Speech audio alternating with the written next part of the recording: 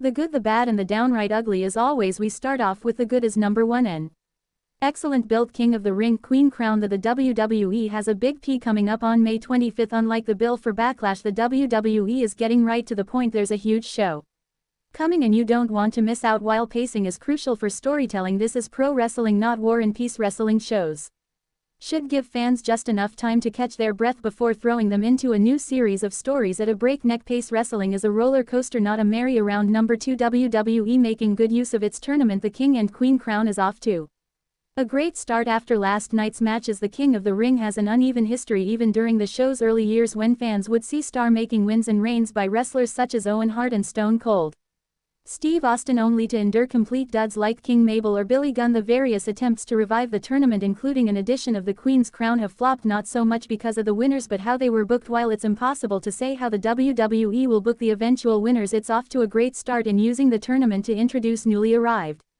stars such as Ilya Dragunov and LRA Valkyrie, wrestlers who could use a boost such as Zoe Stark and Restless. WWE wants to push even further, that being Gunther.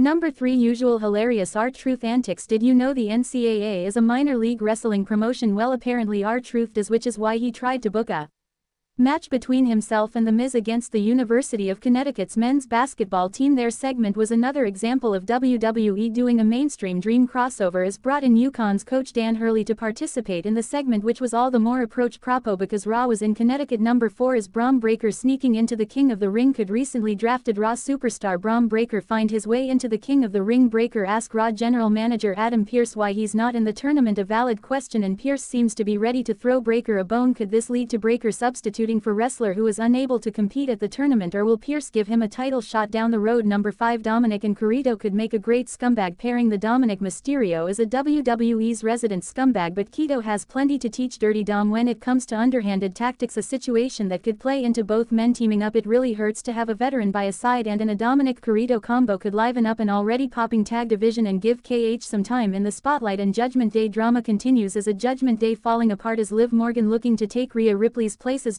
Dominic's mommy is Damon Priest ready to dump the ACTXS baggage that is weighing down his title run. How will Rhea Ripley react when she comes back from injury? These various questions are keeping the Judgment Day at the forefront of Raw storytelling and are an example of how to book a faction as more than just a bunch of wrestlers who interfere in each other's matches. That was a good. What about the bad? Is number 1, Sheamus the Jobber. Is Sheamus's run at the top or even the upper card over? It sure looks that way judging from the Celtic Warriors tap-out loss to Gunther. We understand that WWE is pushing Gunther even stronger than when he held the IC Championship. However, Sheamus shouldn't have tapped out unless the WWE feels he had to reach the point where he's only in the WWE to put over other stars. If so, let's hope that speculation as Giovanni Vinci is teaming with Sheamus doesn't pan out, as Vinci doesn't need to be dragged down. And number 2, Triple H falls to the earth. Last night was another example of Triple H's bad timing management skills. The game ambitiously booked 8 King of the Ring and Queen's Crown tournament matches but had to reschedule 2, moving them to live events this weekend, while Rose still airs 7 matches and the usual array of interviews, backstage segments and hype videos. It's a reminder that Triple H needs to cut the fat and give fans more matches. Triple H is doing a fantastic job with storylines. Nonetheless, the roster size means he has to master the details of adding matches and storyline segments unless he wants his undercards atrophy and some storylines to plot along. Now was nothing downright ugly despite Triple H's scheduling shortcomings. Last night's show put the WWE back on track and fans now know where storylines are headed and what to look forward to. What do you guys think of Royal Ass Night? Let us know in the comments down below. Now let's move on to the music news. Now first we looks at WWE amping up Uncle Howdy mystery. On top of today's news are the latest developments in the mysterious QR clues that have been popping up in WWE. Let's look at the latest. First, the QR code decrypted. What is the latest QR code that aired on WWE TV and what are the hidden messages inside of it? The WWE another QR code on Raw, this time during CM Punk's talk segment. As always, the internet's array of digital detectives went to work cracking the code. The latest QR code led to another video, this one with a message that some fans confirmed their belief about who will join Uncle Howdy in WWE. Essentially Sports commented on the video saying the video repeats some visuals while also including some unique frames, including a bird that has been teased before this time around. The video also has a message for the viewers viewers, it reads, even now you doubt us, but soon you will understand that all we ever wanted was a chance. While the WWE could be using these videos to swerve fans into thinking Uncle Howdy's returning when it could be planning something else, many fans believe the WWE intends to bring Uncle Howdy back in a group of wrestlers similar to the rumored Wyatt 6-1 wildcard in the game, as Matt Hardy's contract expired, and while he's appeared in TNA Wrestling, is not believed to be under contract. Given Hardy's wish to end his wrestling career with a significant program, it's easy to imagine Hardy showing up in WWE and joining in a whatever storyline that company is cooking up for fans. Next up, did the WWE clue fans in on the Wyatt 6 debut date? Now again, we're using the term Wyatt 6 simply because that's the most popular theory about who will be joining Uncle Howdy's group, assuming of course that it's Howdy who is behind the QR codes. Fans are asking this after the WWE aired another clue, this time during Backlash. France ex-user Crimson tweeted, like the Backlash QR code, we got these random numbers VXXV, which are the 25th of May, the date of the King and Queen of the Ring in Saudi Arabia, and it's the birthday of Taylor Reedonda aka Uncle Howdy. What do you guys think of this latest clue? Are you looking forward to the WWE's latest mystery playing out? Next up, WWE turning the heat. Unlike any good storyline, it looks like it's turning the heat on the mystery involving the various QR codes that have aired, as well as other hints. Ex-user Bobby Backlashley recently tweeted on some happenings at a live event, I love how these teasers are progressively becoming more erratic, lights are flickering more than usual, more static, the Nightbird song all distorted at the end. Next up, Asuka injured and damage controls. Asuka is out with an injury. While details are sketchy, the WWE's Anam Pierce informed fans that the Empress of Tomorrow was being pulled from the